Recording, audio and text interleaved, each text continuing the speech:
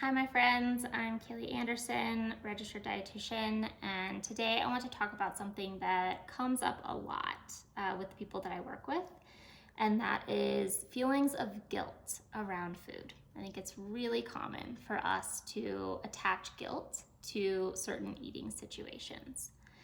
So we're going to talk about why that guilt comes up, and then also 3 steps to help you cope with it when it does. So most food guilt, maybe all food guilt, is usually rooted in a broken food rule. So we all have these rules around food, whether we even realize it or not, that we have picked up along the way.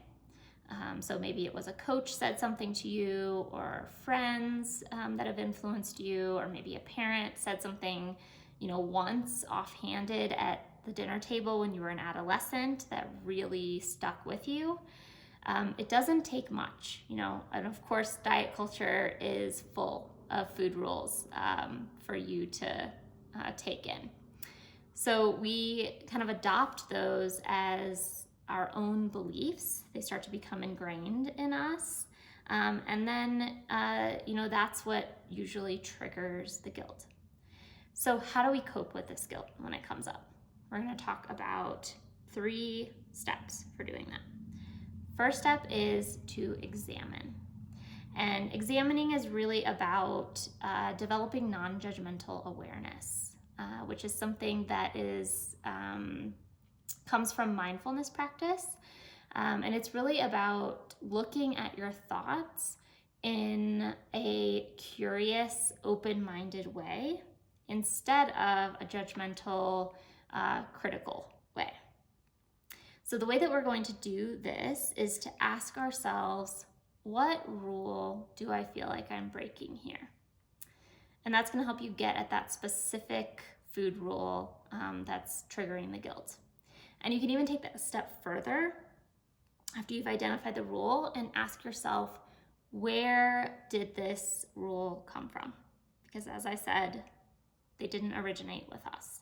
And when you do that, you start to create just a little bit more distance between yourself and your beliefs and your thoughts and ones that are completely external to you that you have the power to let go of. Okay, so after we've examined, then we'll move on to the second step, which is to challenge that rule. So most food rules are very binary, very black and white, and they're usually a distorted version of reality. So when we start to really interrogate that food rule and ask questions like, is this even factual? Is the person that it originated with, are they a good source of nutrition information? Is this rule taking into consideration my unique needs and my unique situation? How does this rule compare to my actual, real world experience with this food or with this eating situation? So you kind of start to poke holes in the rule and start to see that it's a little bit more flimsy than what it seemed at first. So after we have challenged it, then we'll move on to the third step, which is to reframe the rule.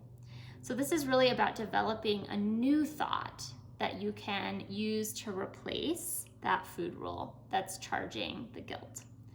And reframing should be about, coming from a place of self-care, coming from a place that validates your real world experience with the situation, and it should be rooted in truth.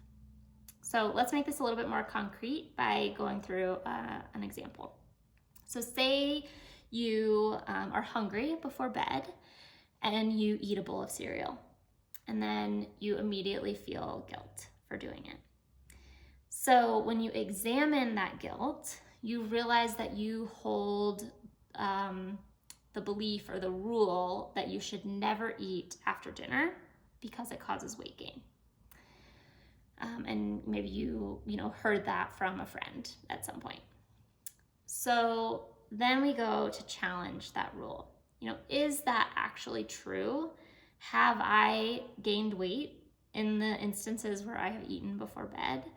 Does it actually make sense that my body would flip a switch after dinner every single night, regardless of how much or little I ate during the day or how much or little I exercised that day or the days before, and always, mean weight gain. So, upon challenging that, you realize that it's maybe not so true. So now let's reframe it. Reframing it could look something like telling yourself, in the past when I have ignored this hunger, I've woke up the next morning really hungry with really low energy, and it's really challenging for me to go on my morning run. So it could even be something much simpler, which is when I don't eat when I'm hungry, it catches up with me later. So something simple, that validates your real world experience, that validates the truth about the food or the eating situation, and that's about self-care versus self-sabotage. So next time that guilt arises, if you eat before bed, you can tell yourself, if I wouldn't have listened to my hunger, it would have caught up with me later. And that helps to, start to soothe the guilt. So to review, our 3 steps are to examine and identify the food rule, then to challenge that rule, and then to reframe it and replace it with a healthier, more supportive thought. So I hope that was helpful. And until next time, take good care of yourselves.